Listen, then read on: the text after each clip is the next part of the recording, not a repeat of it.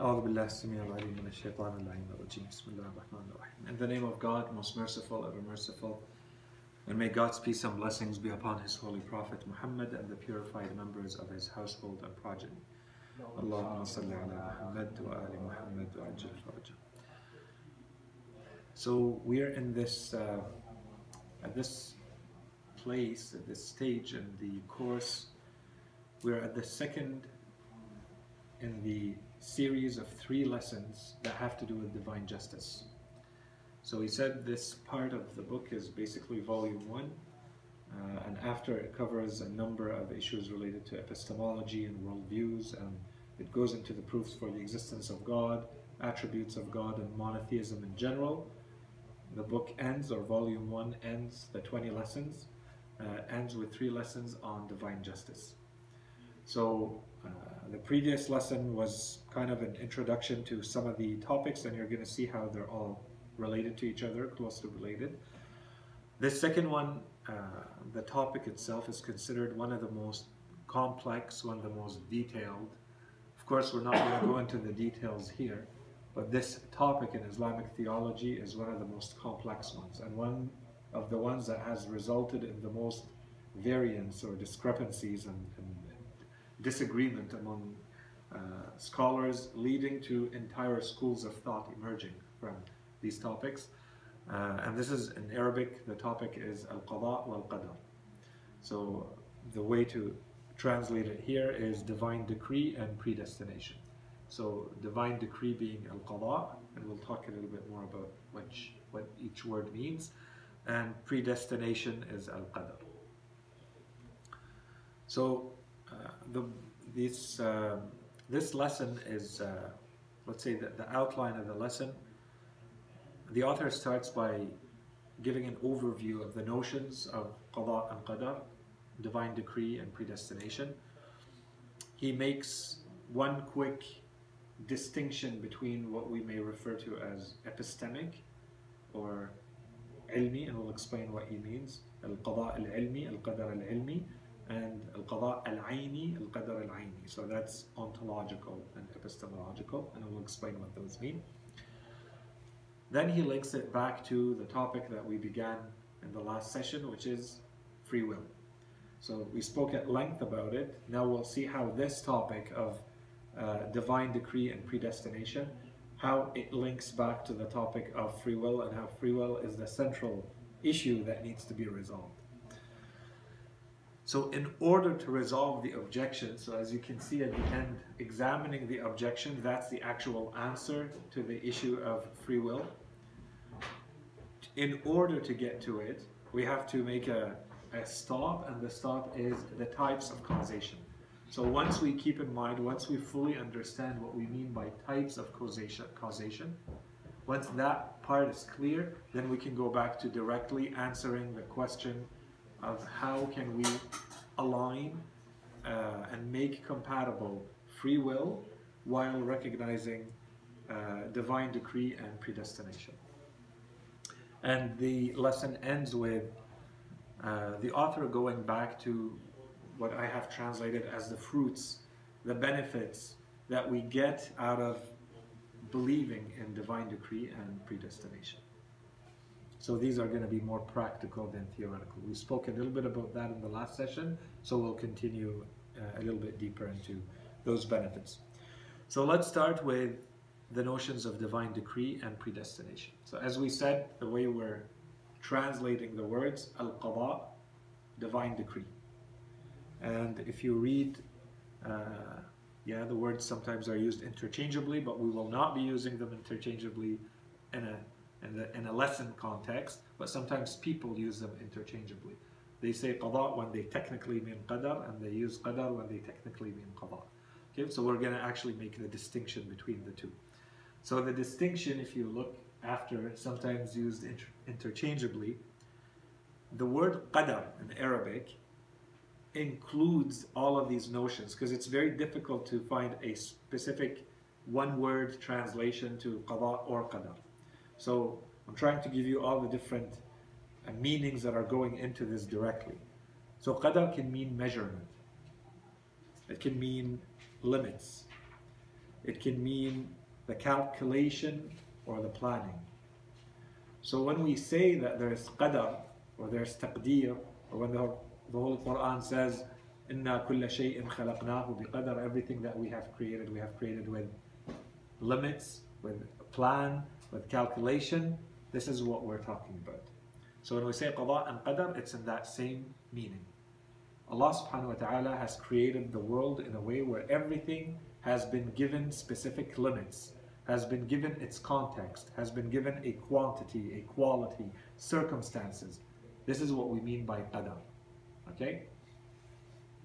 As opposed to this, and let's explain it right now. So the notion of qadar or taqdeer, the notion of planning and measurement, is going to imply that it is progressive, it is gradual. There are steps, there are phases and stages to it. That's why I said it's intermediaries. Okay, there's always things leading to other things.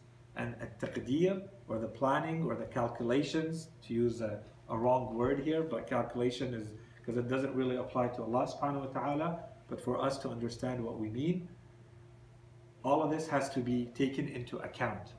If I want to build a house, I have to see how much room do I have to build it. I can't build it on someone else's property, but I also want to use the maximum space that I have. So everything that's created includes those dimensions, those aspects. Those aspects are what is referred to as qadar, or what we refer to as predestination. Things have been predestined. Okay?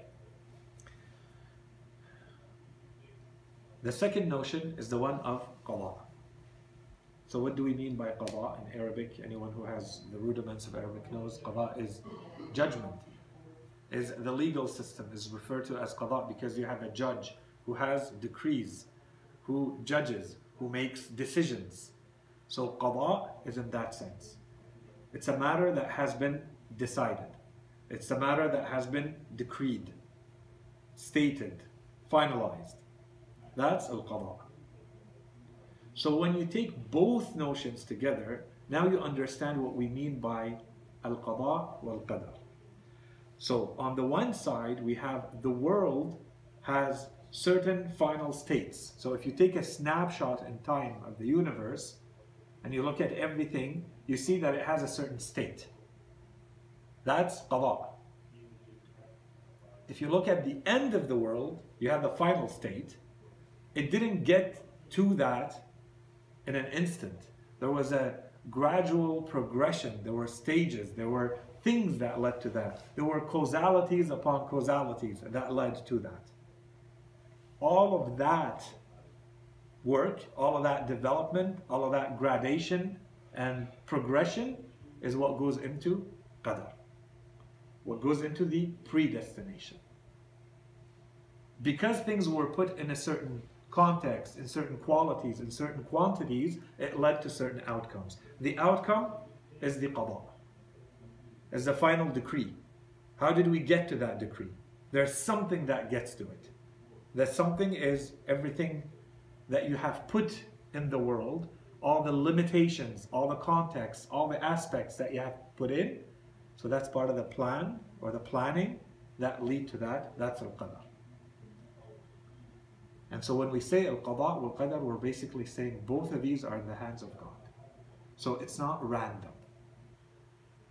So we're going to see that aspect on its own should not be problematic, but it became because people did not understand it properly or were not able to keep that belief at the same time as making it compatible with free will. And so the whole issue in Islam arose out of that convergence of these two issues. How can we put those together? And we'll get to it in a second. This is a point that the author does not really explain or mention, but I'm adding because it's important to keep in mind. The last point is that al-qada and al-qadar both, let's take them together for now because I don't want to go into the topic in detail. Both of them can be considered fixed, final, or they can be still changeable, open to change.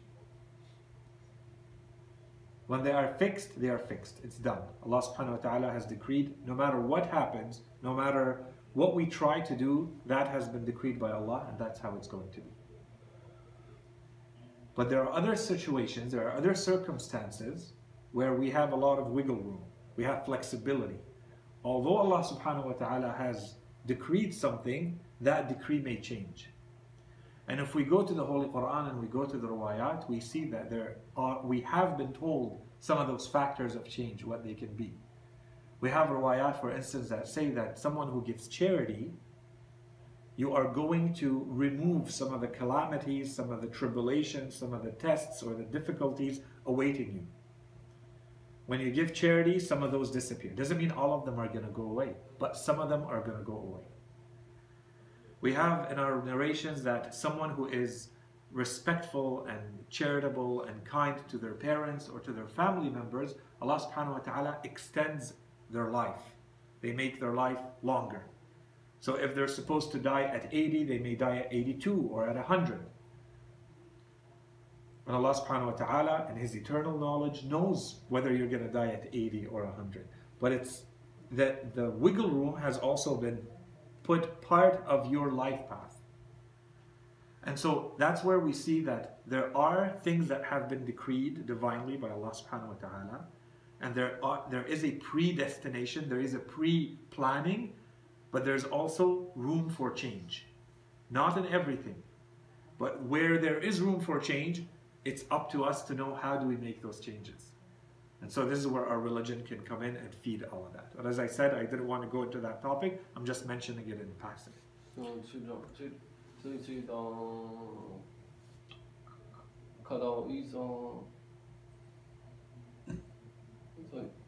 So we have, like, let's say we have a lot of different paths, like 10 different paths.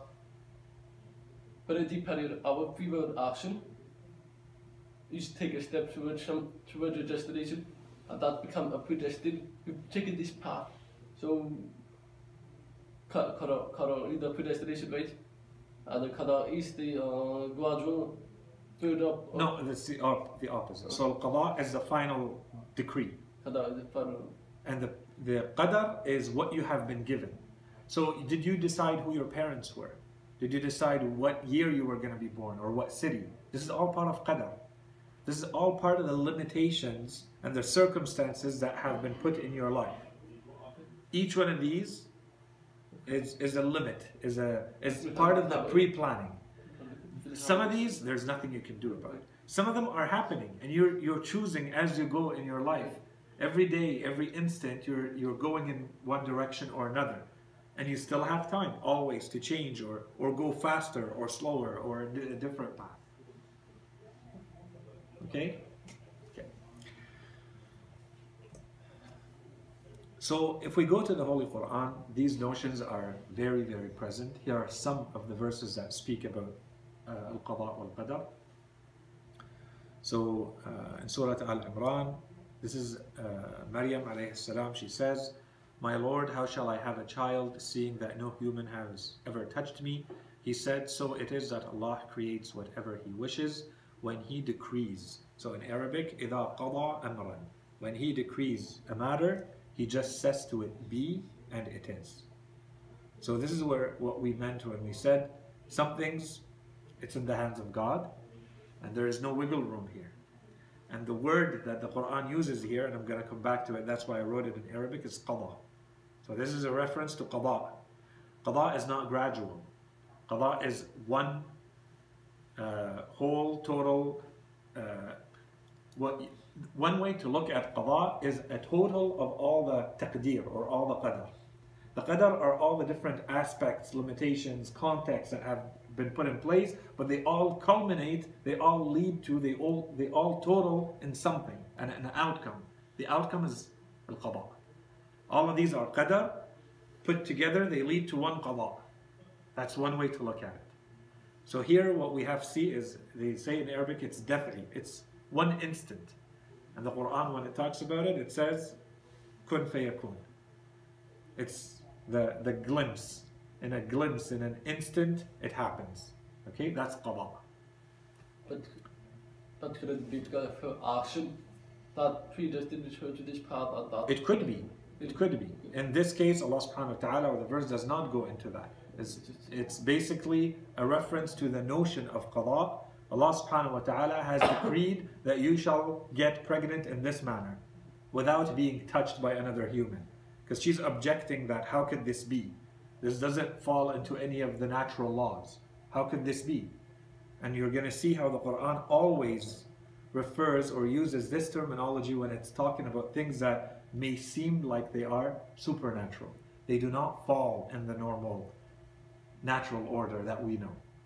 Another verse, originator of the heavens and the earth, and when he decrees a matter, he just says to it, be, and it is. Again, إِذَا قَضَى أَمْرًا. The term is qada. And here, بَدِيعُ السَّمَاوَاتِ وَالْأَرْضِ, it's a reference to the origination, an original act of creation. Again, supernatural. Another verse, it is not befitting for Allah to take a son. Immaculate or exalted is he. When he decrees a matter, he just says to it, be, and it is. This is in reference to the birth of Jesus alayhi salam. Okay, the verse before that is how people objected that how can this be? How can a human being be born without a father? And so Allah subhanahu wa ta'ala is coming back, and again, he just says to it, be, and it is. And the last verse we have here, it is he who gives life and brings death. So when he decrees a matter, he just says to it, be, and it is. Now you can start seeing a pattern, how the Quran uses that word, right? The qada is often referred to as it's a decision by Allah subhanahu wa ta'ala, and it may even seem outside all natural laws that we know. Or it may be talking about putting those natural laws in place. Okay, so here the author makes a distinction between two types of qada and qadar. Because sometimes, and he's referring to more advanced works that talk about qada and qadar, because sometimes the distinction is not made. One way to talk about qada and qadar is to refer to the divine knowledge. So, if I look at, epistemic means related to knowledge, okay? So, as soon as you see episteme, or epistemic, or epistemology, related to knowledge. Ontology, related to being, related to existence, okay? So, sometimes, when they say qada and qadar, they refer, what they're talking about is qada ilmi and qadar ilmi, which is Allah subhanahu wa ta'ala has knowledge of all the conditions, of all the limitations, of all the circumstances, of all the contexts required to lead to a certain outcome. We're not saying that Allah subhanahu wa ta'ala has made it so. We're just saying Allah subhanahu wa ta'ala has knowledge that if he wanted a certain outcome, or for a certain outcome to be the case in the world, then those are all the conditions, all the limitations, all the contexts required to get that outcome. Okay, so this is at the level of predestination. And same thing for decree. Allah subhanahu wa ta'ala knows whether something has been decreed or whether something is in the outside world or not. So when we say this is at the level of knowledge, all we're referring to as predestination. So Allah subhanahu wa ta'ala knows all the causality in the entire chain in an absolute sense. Keep in mind the butterfly effect. So anything can have an impact on everything that happens after it, even if it's billions of years later, and so on and so forth. Allah subhanahu wa ta'ala has knowledge of that. So if we're talking about the conditions leading to an outcome, we're talking about knowledge about the predestination, knowledge about al-qadar. If we're talking about the final outcome, we're talking about al-qada, knowledge about al-qada, the decree. Okay, but we wouldn't use the word decree in this case, because decree means Allah subhanahu wa ta'ala has decided. So let's assume Allah subhanahu wa ta'ala has knowledge of what has resulted. Okay? He has knowledge of what would lead to an effect, so all the causality, all the causes, and he also has knowledge of the effect itself, whether it is or it is not, whether it exists, whether it doesn't exist. That part is not an issue. Everybody agrees on, it's not problematic, and the lesson would stop here, and we wouldn't have anything more to say. Very simple. Straightforward, part of divine knowledge, end of story. So here let's add two little details. One of them having to do with what does this mean, so that we link it back, and so we're always trying to complement the lesson with these bits and pieces of information where we can. Especially if we go to the ruwayat, if we go to the narrations, but in certain cases when we go to the Holy Quran too, and there are references to it, this divine knowledge. So when we're saying that Allah subhanahu wa ta'ala has knowledge of all the causes and the effect of those causes, okay, both. All of that knowledge in its ultimate form, in its fixed form, in its final form, where it doesn't change anymore. We said there's wiggle room, and then there's a final version, right? That final version, that knowledge has been put into a creature, a very sacred, very holy creature that the Holy Quran refers to as Al-Lawh al-Mahfuz, the preserved tablet. Okay, but when we go back to the riwayat tell us that he may be one of the greatest angels, referred to that angel as that tablet. Okay, so what does that mean? That's one level, one version. So everything that can be known, everything that will ever happen, that has happened and that will ever happen, at the level of cause or effect in the world, is contained in one place. That's the divine knowledge, has been written, has been contained, prescribed, transcribed in one place called Al-Lawh al-Mahfuz. The riwayat also refer to, and maybe in the Holy Quran there's a way to interpret certain verses in that way, but clearly in the narrations it is the case. There are also other tablets. Those tablets are lesser, lower level than that big tablet that the Quran mentions, which is Al-Lawh al-Mahfuz. There are other tablets. Those tablets do not contain the final version of everything. So if, when I was put into this world, the initial plan for me is to live 80 years, with a wiggle room of, let's say, 10 years depending on my actions, that I may lose 10 years or I may gain 10 years, so my real age is potentially between 60 and 90 now. Well, there are other tablets that basically say my age is 80. That's not what Al-Lawh al-Mahfuz says though. In Al-Lawh al-Mahfuz, it doesn't say my age is 80. It says what age I will really be when I will die. That's the ultimate divine knowledge. That's the pre-eternal knowledge that knows at the end how my free will be used and where I will end up. But the plan that has been put in place for me with the wiggle room is contained in a lower tablet. Okay? But it can change. Why do we talk about this? What does this give us?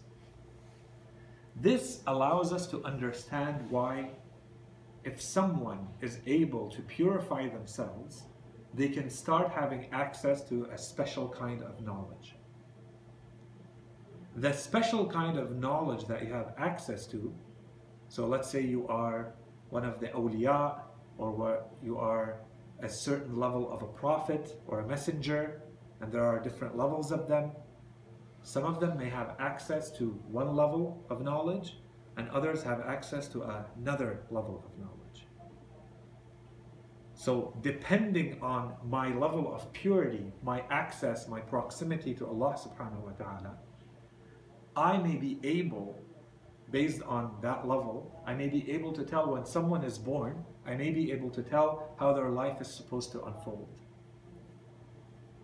But my level of purification, my level of proximity to Allah does not allow me to see and what they will do and what it will ultimately be. Because there are things that they may do that will change that, but I don't have access to that other type of knowledge, which is often referred to in the riwayat as bid'ah, or the alteration. So if someone has access to a certain level of knowledge that is supernatural, this is how it's explained in the riwayat. And we're not saying it's really like this or not. It may be a metaphorical language, but it helps us understand what we mean when we see those riwayat and we talk about different levels of divine knowledge, it's not that Allah subhanahu wa ta'ala doesn't know. Allah subhanahu wa ta'ala knows, but there's different levels of knowledge based on the realities of the world. There is the ultimate divine knowledge, and not everybody, in fact no one, has access to it, unless Allah subhanahu wa ta'ala lets them. And then there are lower levels of knowledge that may be more accessible to others. Again, Allah subhanahu wa ta'ala has to allow them. So in our understanding, all based on self-purification. The closer you can get to Allah subhanahu wa ta'ala, the more you can access that type of knowledge. So one way to understand it for us is to say there are these tablets. There are the lower level tablets where things are still changeable, and then there's the ultimate tablet. And that ultimate tablet is in its final form. Whoever has access to that tablet, so that tablet is that angel knows everything. It's basically the knowledge that has been put in that angel. Okay? So you say that the final tablet has a fixed, and then the tablets have a range of age, for example. The final one? No, the lower one. Yes. They have like a range, but they don't know the exact when, where, what time, whatever. But that final tablet, so there is such thing that where there's a cannot change that level. That's final cannot Yes. but the alteration is at any level or in the lower levels. Only lower. Or it can never be the No. top. Because that highest level of the tablet of the highest level, al-lawh al-mahfuz, that's everything. So there is something that is fixed.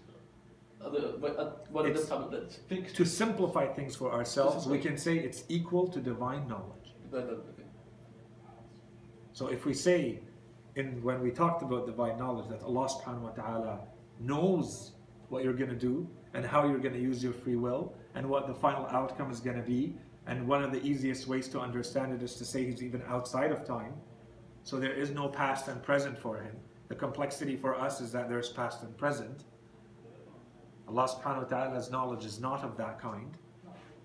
That knowledge equals al-lawh al-mahfuz. Okay? Whereas the other lawh, let's say, is more temporal. Okay. So maybe a quick link to a verse of the Holy Quran. In this 13, Surah Al-Ra'd, 1339. يَمْحُ اللَّهُ مَا يَشَاءُ. يَمْحُ, efface, erase, bolt out. Allah effaces whatever He wishes and confirms. And with Him is the mother of the book. عِنْدَهُ أُمُّ الْكِتَابِ. This is a very big topic that, again, we're not going to get into right now. What the interpreters, scholars have said about this, what the narrations say about this. But generally speaking, this is a reference to the mother of the book. This is the source of all truth. So regardless of what happens, there is the ultimate source of truth that is with Allah subhanahu wa ta'ala, that contains all knowledge contained in the Quran. And that contains all knowledge, the source of truth that the Quran is referring to as the mother of the book, al-Kitab. It's an Arabic expression basically meaning the origin or the source of something. And the book is the Quran. And if you believe that the Quran has all knowledge in a compiled, condensed form, this verse is saying that all of this is contained in an even higher, superior form called the mother of the book. The foundation of the Quran is with Allah subhanahu wa ta'ala, and this is where you link this verse, and that's why I said link with other verses, where we see who has access to that knowledge. And this is where we see that some of the messengers and the awliya have access to that knowledge, or that knowledge has been entirely put into them, as we have in the case of Imam Ali alayhi salam. That the verse our Imams say, the mother of the book, is a reference to Imam Ali alayhi salam. Okay, so this is the link of al-lawh al-mahfuz and what it means, what kind of level of knowledge we're talking about. Okay, again, this requires a lengthy discussion that we're not going to get into.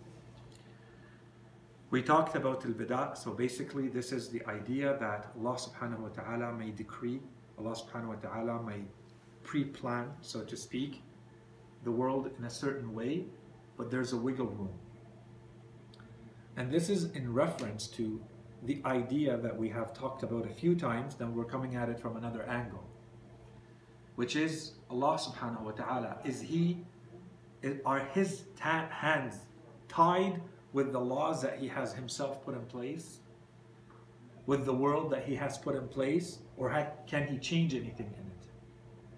And that's why this is one of the interpretations we have of the verses that say in the Quran, we are told the Jews have said, Yadullahi maghlula, the hands of God are chained or tied. What do they mean? They mean that the world, it's an ideology, it's a belief, and the Quran is fighting that belief, that Allah subhanahu wa ta'ala has created the world in a certain way and there's nothing he can do about it anymore. That's it. The world is running its course and Allah subhanahu wa ta'ala himself can't come in and change anything there. Which is a completely different way of understanding the power of Allah subhanahu wa ta'ala to the one we presented, where we said it's not a matter of just creating the world, it's maintaining the world in existence every instant. All of this can change. Easier for him to change than for us to create something in our mind, in our imagination, and then doing something to it. You will an apple to exist in your mind, and that apple exists that same second. And you can make it bigger or smaller, and that's what happens. You have complete freedom on what you're doing to that thing. And if you're distracted from it a second, it ceases to exist.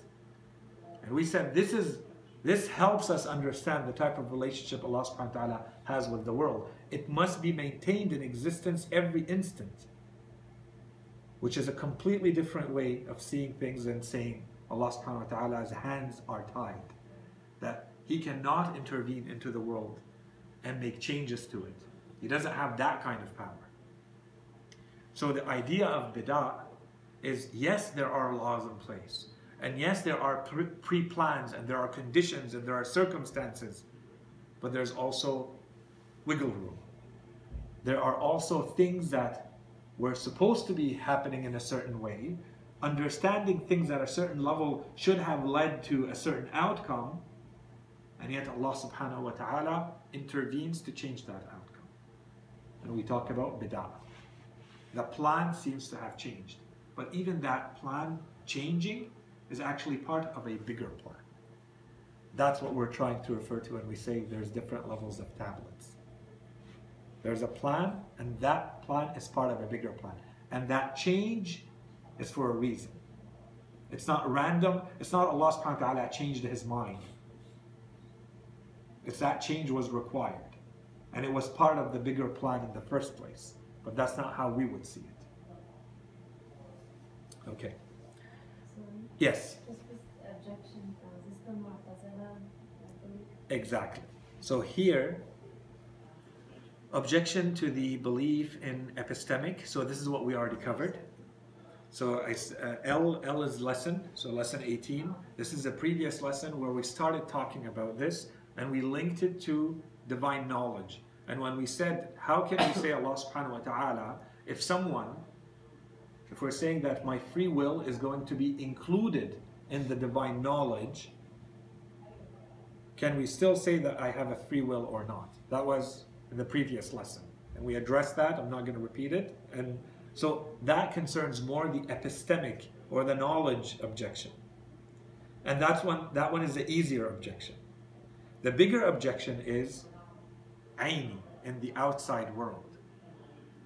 So we said there's two ways to understand predestination and divine decree. One of them is to say Allah subhanahu wa ta'ala has knowledge of everything. Okay? And the example that we used was, if you have a teacher, right from day one they can tell that a student is not going to be good, they don't have the background, they don't have the right attitude, they're not there to learn. The teacher knows that that student is not going to pass the class. Is that knowledge forcing the student to behave in a certain way? No. So knowledge does not mean causality. I do not cause you to fail the class, but my knowledge reveals to me that what's going to happen at the end, reveals to me the outcome. Okay? This is in summary what we said in the previous lesson. This is one type. This is one side of decree and destiny or predestination, which is at the level of knowledge. Now let's look at the outside world. Let's put knowledge aside. Let's look at the outside world. What do we mean by the outside world? So there are actually conditions and limitations that have been put in place. And we're saying, because of everything we've said until now with what we said in Tawheed, Lordship, and so on and so forth, that all of this is in the hands of God. So we're not talking about divine knowledge now. We're talking about how the world is actually set up. The manner in which the world is set up, it has conditions and it has limitations and it has contexts, basically, that lead to effects. All of these are causes leading to effects and ultimate outcomes. So how can I agree with you that there is free will and that I can still decide what my destiny is going to be, when you're telling me, and I agree with you, that Allah subhanahu wa ta'ala had a hand in everything that had led to me, had a hand in everything that we consider the causes leading to the effect. How is the effect part of my free will when Allah subhanahu wa ta'ala is ultimately the one who controlled all of the causes? Okay, so that's where the objection is. So this is a different objection than the one we talked about, because this is not about divine knowledge. Now it's about Allah subhanahu wa ta'ala's managing of the world. Okay. So from the previous lesson, I think I covered that quickly. All phenomena are managed absolutely by Allah's Lordship. And we're not going to spend too much time on divine Lordship, but we said it's the managing of the affairs of the world in all aspects. Okay? That is part of being a Lord, that attribute of Allah subhanahu wa ta'ala. Here, I'm intentionally using two words so that I link you back to going back to those lessons that have to do with divine will. We spent a little bit of time talking about divine will. So we said Lordship includes the divine will to manage the world in a certain way. And here, I want you to link the notion of decree and qada to the divine will. This is something that we can show at length that we're not going to do. It's shown philosophically and so on and so forth. But in the Holy Quran, if we go back, all the verses that we just mentioned here that talked about qada, إِذَا قَضَى أَمْرًا, when Allah subhanahu wa ta'ala decrees, إِذَا قَضَى, that term, qada, so He decrees something. If we go to the end of Surah Yasin, it says, His command when He wills something is to say to it, be, and it is. إِنَّمَا أَمْرُهُ إِذَا أَرَادَ شَيْئًا أَن يَقُولَ لَهُ كُن فَيَكُنْ.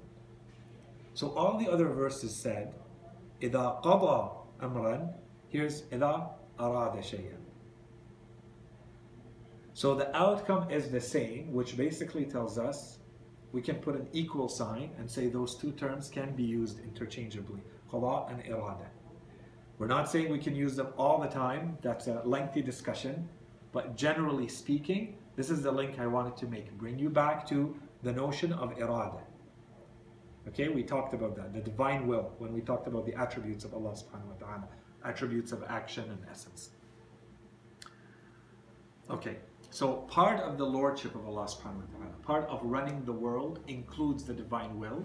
And we said while we recognize that Allah subhanahu wa ta'ala has absolute power, that He can do, He may do whatever He wants, He doesn't. And this is where we introduced the attribute of wisdom, divine wisdom. And we said this is where we have to make a distinction between what Allah subhanahu wa ta'ala can do and may do versus what He actually does. Okay, and this is going to be explored a little bit further in the last lesson. Inshallah, the lesson that comes is going to have to link back to this. So I'm just going to park it for now, the link between divine justice and divine wisdom. Because in a certain way, they're the same. Okay, and we mentioned that when we talked about divine wisdom. So based on everything that we have said until now, it should not be an issue when we talk about divine will. All Muslims agree. Allah subhanahu wa ta'ala can will whatever He wants to will into existence. The same topic, when it's looked at from another angle and we start talking about decree, it becomes more problematic. It becomes more complex, and this is what has led to the biggest split between the two big ideological schools, Mu'tazila and the Ash'ara. Okay, and we're not going to go into their history, but in a more advanced lesson, we'll go and link all the issues that have accumulated and combined one after the other based on the initial split between those two schools. Okay, that led to one school believing in everything being predetermined, al-Ash'ara, and not believing in free will, and, whereas al-Mu'tazila say the opposite, complete delegation, as we saw last week. So Allah subhanahu wa ta'ala does not intervene at all in the free will of human beings. So the main issue that should have become clear by now, the main issue is if our actions result from our free will. So if my actions are really mine, then what's the role that divine decree and predestination play in it? If I recognize that there is divine decree and predestination, then how can I accept that there is free will? Either Allah subhanahu wa ta'ala has decreed, and so there is no free will. Allah subhanahu wa ta'ala has predestined, there is no free will. Or I say I have free will, and then I have to put that aside and say Allah subhanahu wa ta'ala does not play a role in my free will. And this is exactly what happened. So we have one group who tried to say free will, and we have one group who tried to say divine decree and predestination. So the Ash'ara came in and they said free will becomes secondary. The most important thing for us is real tawheed. And real tawheed means Allah subhanahu wa ta'ala is the ultimate cause of the universe, of everything that happens. He has divine decree, He has predestination. Whatever I need to sacrifice to save that, I will, including free will. So they don't say that Allah subhanahu wa ta'ala is unjust. No Muslim says that. But that's what ends up happening. That's the logical outcome. Is that I do not control anything of what I do. I become a puppet. And Allah subhanahu wa ta'ala is the one that pulls all the strings of my decisions, of my will, of my intentions, of my actions. All of it is pulled. And the strings are being pulled by Allah subhanahu wa ta'ala. That's Ash'ara. Mu'tazila came and they said, no.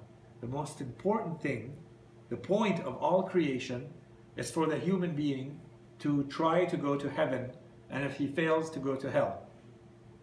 And in order for that to work, we have to save free will. Allah subhanahu wa ta'ala will not put randomly people in heaven or hell. He will put them based on accountability, upon responsibility towards their own actions, not the divine actions. So they have to have ownership, authorship of those actions, so that they are held accountable. And how do we do that? We have to say that divine decree and predestination, they work for everything else in the universe, but they don't work in the area where free will of human beings is applied. Where I apply my free will as a human being, Allah subhanahu wa ta'ala's decree and predestination do not apply. And this is how each one of them tried to save something and sacrifice something else. So one of them is basically limiting the power of Allah subhanahu wa ta'ala, the sovereignty of Allah, al-Mu'tazila, in order to save free will. Whereas al-Ash'ara, while they save monotheism, while they save the divine power, they're sacrificing the human being's free will. So the author tells us, before I answer the question, we have to make a pit stop. We have to take a moment to make sure we understand the different types of causality. See how many times we've talked about causality in this course. In order to answer the question properly, we need to understand causality properly. There's different types of causes. Why? And we talked a little bit about this in the last lesson. We said the Mu'tazila, the reason why they fell into this trap is because they said, if I look at an outcome, if I look at an action, a result, an effect, it does not make sense to say that there are multiple causes leading to that action. There cannot be multiple causes. There can only be one cause. So if I have to save one cause between Allah's causality, meaning no free will, and my causality, meaning there is free will, I have to save free will. So that's what the Mu'tazila did. Okay? So keeping that objection, that issue in mind, let's look at types of causality. So how can something that has more than one cause, is it possible for a thing to have more than one cause? And if so, how does it work? So one way, one scenario is to have simultaneous causality. So more than one thing being a cause for a single effect. For example, we look at a tree, a plant that's growing. What does it need? It needs heat, it needs soil, it needs water, it needs the seed, nutrients in the soil, and so on and so forth. Each one of these plays a role, right? So that's simultaneous causality. The outcome is the same, but it's being contributed to by different elements, by different causes. So is it possible or not to have multiple causes? Yes, it is. This is one scenario where we know it is the case. Another scenario, alternating causality. So you have something that functions and there are multiple things allowing it to function. They just are not applied. Their causality is not applied at the same time. At one time, one cause is being applied. And then that cause stops and another one comes into play and allows it to reach that effect. For instance, there are airplanes that work with different engines. One engine kicks in and the other one shuts down. And then the other one shuts down and the other one kicks in. Okay? So this is alternating causality. That's possible. Another type of causality, ordered effect. Now it's starting to get a bit more interesting. So we have the first one, number 3, excluding existence. And we'll explain it in number 4, what we mean by that little bracket. Let's look at the second example here. Actually, let me go to the next one. Okay, so for number 3, ordered causality. For something to work, for that metal marble at the end, that ball, the metal ball to move, there's a sequence that has to happen. The force is coming from the first one, and there's an order of causality that will lead to the effect. That first marble cannot move the last one without going through the intermediaries. Clear?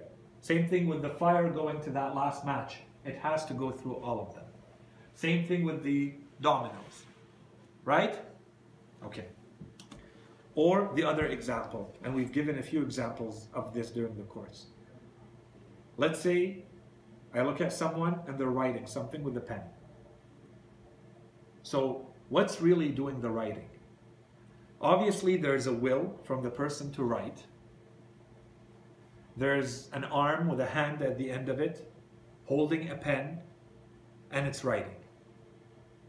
I could say the pen is writing. I could say the hand is writing. I could say that person's will is to write, or that person is writing. And all of them would be valid. That's an ordered causality, because the pen itself is not writing. The pen is doing what the hand is making it do. And the hand is not doing anything on its own. It's because it's attached to a person who's willing it to move in a certain way. This is a reference to ordered causality. Okay? So the effect does not happen on its own. There's a pre-order, there's a series of things that have to happen until we reach that last one, which seems to be what puts that effect into action. But that's not the full picture. If we look at the full picture, we see that there was a whole chain that led to this. This is ordered causality or ordered effect. Okay. So what's missing in that chain? Are these the only types? No, there's one more type. Same exact scenario. You have the effects, there's an order, there's a series, but you have to add one more thing. There are things that it's not only the effect, the thing itself does not even exist if the previous part of the chain does not make it, does not bring it into existence. If I'm a soldier in an army and I perform an action because my boss ordered me to, the reason for the existence of that action, I could be said to be that reason, but ultimately it's not really me. I was asked to do it. I brought that action into existence because I'm a soldier in this army and I was ordered to do this. Or someone who says, by the power invested in me. Where is the power coming from? Who gave you that power? So that existence, that power, that's a legislative power. A power in law. Where did it come from? Someone gave it to you. An institution gave it to you. That would not exist before you can do the action. Right? That part is clear? Now let's go back to the causality that we explained about Allah subhanahu wa ta'ala a few lessons ago when we talked about the necessary being the ultimate cause, being a complete cause, an absolute cause. As we explained a little bit earlier in the lesson, we said Allah subhanahu wa ta'ala, His causation of the world is not like you turn the light on and you leave and the light can stay on even if you're not there. We said He maintains the world with everything in it, with every aspect in it, in existence every instant. Why are we talking about all of this? We said we're making a pit stop, right? We're talking about types of causality because we want to see, don't forget the question, we want to see how we're going to link, how we're going to make it compatible on the one side to believe in free will, that I have free will over my actions, and there is divine decree and predestination. So we're saying that Allah subhanahu wa ta'ala's causality, does it fall in one of these? Yes, it does. It's the fourth kind. Allah's causality is not a simultaneous effect with other causalities. It's not like the water and the soil allowing the plant to grow. Allah's causality is not like that. He's not contributing to your action in that way. So there's you and there's God, which is what the Mu'tazila thought. It's not an alternating effect where He may come in as a cause and then He stops and something else comes in as a cause. Not at all. There is order, so it falls under 3, but it's more specific than just order because Allah subhanahu wa ta'ala does not only bring into existence the effect or an aspect, He brings into existence the very existence of the things and all of their traits, all of their characteristics, all of their aspects. Okay? The reference that we have made to this notion again and again in the past was by talking about vertical causality. So if anyone wants to review previous lessons, we've referred to this in different aspects as vertical causality. I want to add one little precision here. Technically, some of our scholars only allow the use of vertical causality in the fourth kind. What do we mean? So if my hand is moving because I have will to move it, so there's a will that moves the hand, that moves the pen, that writes on the paper. This can be considered vertical causality. They reject that. They say we keep that word, vertical causality, only to the type of causality that not only has an effect, but that brings the thing into existence. My will does not bring my hand into existence. And my hand does not bring the pen into existence. These things already exist. I can have an effect on them, but I'm not bringing them into existence, which is what we have in the fourth kind. And that's why they keep the word vertical causality to the fourth kind. So when we look at all of this, there's a lot more to explain here. So I'm going to try to go a little bit faster, but I think we're going to continue parts of this lesson later. One way to understand all of this is to understand that no human action happens in a vacuum. What do we mean by that? I may have free will. So I may decide to eat healthy or not eat healthy. And if I don't eat healthy, I may end up being diabetic. So, do I have free will? I do have free will. But my free will has nothing to do with the system of the world that I've been put into. The causality around my choices, I have nothing to do with it. So there are outcomes that have been predestined, decreed and predestined for me. And I just play along. And depending on what I do, I'm going to take a different path. This is one way to understand the entire topic of decree and predestination. The action that's happening is still a free action. But it's not happening in a vacuum. It's happening in a system where everything has already been predestined and decreed. There are laws in place, and everything you're doing falls under those laws. But you do have wiggle room, and you know yourself, as we talked in the last lesson. We said what? We said that you intuitively, existentially, you know that you have free will. You have direct access to that free will. Okay. Sayid, just to let you know, we're not in a rush. Our program will start later on, but I'm just letting you know that there's prayers already. Okay. So all of these are possible. Is it possible to have multiple causalities? Yes, it is. But not in the sense of ultimate causality. Partial causes are one thing. Allah's causality is not partial. It's not simultaneous with other causes. It's not alternating with other causes. It is ordered, and that ordering is also existential. He brings the thing into existence and all of its traits, all of its characteristics, all of its aspects, and He gives it free will. So if I say that I have free will, is my free will outside of the divine power? Is it outside of the divine will? No. It's part of what He has given me. So we can't say it's as though my power, my free will, my power and His power are at the same level. They're not. So it's not multiple causes. There is His causality, the will and the power that He has given me, and mine is fully aligned with His. And in there, He's given me power to use it in a certain way. And this is how we make our belief in free will compatible with our belief that there is divine power that comes out. In one way for us is through predestination and divine decree. Okay?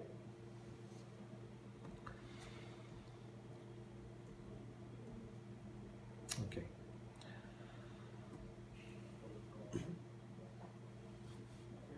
So I'm trying to see how to wrap up this lesson so that we continue where we left off next time, inshallah. So generally speaking, what we have covered until now is that Allah subhanahu wa ta'ala has given us a certain power that we can refer to as free will. But that power is not happening, is not taking place in a vacuum. That is part of what He has given the world with His power, under His will. And one way to look at it for us is to call it decree, divine decree, and predestination. So the causes and the effects. Part of that system is what He has given us, which is our free will. So our free will flows from His will, flows from His power. It's not running in parallel, it's not at the same level, there's no contradiction, there's no competition, there can't be. If I have any power, it's because He has given it to me. And now I can do something with it. If He allows me to do something with it. So do I have power? I do. But is it autonomous? No, it's not. It's deriving from His. To the extent that He allows me. With His permission. Then I can maintain that. Okay? And this is the way we answer the objection. So inshallah we'll wrap this one up inshallah in the next one. And we will link it to the practical applications of this belief. So we covered a little bit of that in the previous lesson. We'll go into a little bit more detail and then we'll link it to some of the verses of the Holy Quran that talk about this topic, inshallah. And so we'll see in what way, you asked about worldview, in what way does one's worldview change if this topic is properly understood? It has very practical implications on our lives. If we understand how we fit in a world where we have free will, but that free will is derived from the will of Allah subhanahu wa ta'ala. We have power, but that power is derived from Allah subhanahu wa ta'ala. We do go through difficulties in life, but at the end of the day, it's all part of a predestination and a divine decree. That changes the way we experience the world and we go through it as someone who doesn't believe in all of that or who thinks it's all purposeless and without reason and it's all random. As we said is the case when you're a pure materialist, when we talked about materialism. Okay, so let's stop here. Inshallah, we continue in the next lesson. وصلى الله على سيدنا محمد وعلى آله الطيبين الطاهرين.